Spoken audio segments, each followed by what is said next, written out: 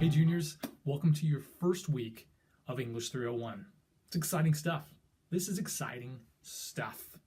So since we only have 2 or 3 days in this week, I haven't assigned much. This is more of an introduction to the course. This is dipping your toe into the water to see how it feels. And it feels good. It feels really nice. So this week you only have really 2 things that you need to accomplish. The first one is what I call a view, imagine, write. So with view, imagine, writes, you basically will see a picture, an image of some sort, and what you need to do is write a very short story, almost like flash fiction, based on that image. And I also include a story starter on there. Now with the story starter, you can use it or you don't have to. It's up to you. But if you look at that image and you're like, where do I go? Where do I begin? Use the story starter. It'll help maybe conjure up some ideas to get those creative juices flowing through your body. So it's just a fun little exercise.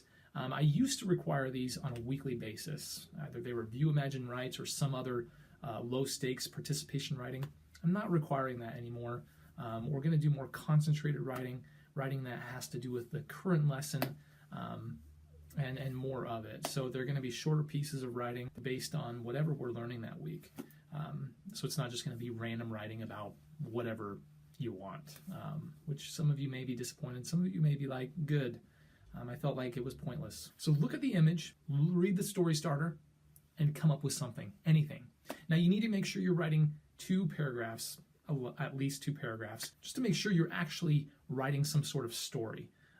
Now again, these stories are going to be short, very short, but I want you to have some sort of resolution at the end, or a cliffhanger, or a twist, or something, but it needs to have some sort of closure. The reader needs to feel like this story ended, even if it was on a cliffhanger. You are being graded on structure, on grammar, on punctuation, all those wonderful conventions of writing, and so not just your content, but also how you word your content and how you structure your content. The last assignment that you have this week is an introduction assignment. It's just to introduce yourself to the class. Tell us anything. Now, I gave a list of things that you could address. You don't have to address all of those. I know some students in the past have felt like they needed to answer every single one on that list. You can, or you don't have to. But I want you to tell us a little bit about yourself.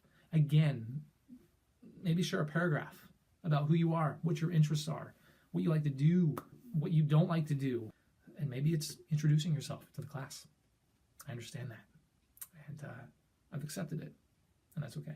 Do you have a job? Are you in a relationship? What's your family dynamic like? Whatever. I don't know. Do you have a dog? Do you like teeter-totters? Do you find yourself staring at the wall for longer than you should? Do you find yourself on social media more than you should? Have you ever had chicken pox? Do you have no idea what chicken pox is? Do you think it's a dish served at Popeyes or KFC? What's your favorite band? What's your favorite show on TV or on Netflix or on Amazon Prime or on whatever you watch? YouTube. Look, the point I'm trying to make is just tell us a little bit about yourself, please.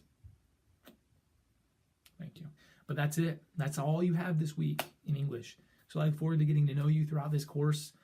Getting to learn from you and to interact with you as much as we can in this online environment. So if you have any questions for me, please don't hesitate to ask. I'm here to help any way that I can. Hope you have a great first week. Until next time. That's a sideways salute. I'm not in the military. I've never been in the military, but my brother was. He was in the Air Force. I'll stop talking.